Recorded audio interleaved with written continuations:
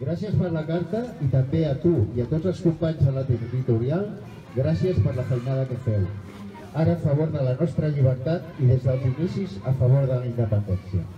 És probable que aviat el jutge decreti sortida de la presó. Lògicament, jo estaré content. Però passi això o no, ara cal posar tota l'energia en mobilitzar el vot de cara al dia 21 de desembre.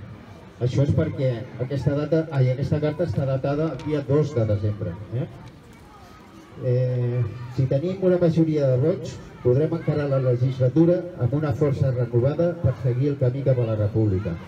Et demano que traslladis a tots els companys, i en aquest cas és per tots vosaltres també, la meva salutació, agraïment i coratge per seguir el camí. Una abraçada sincera a Jordi Sánchez. 2 de desembre, Soto del Real.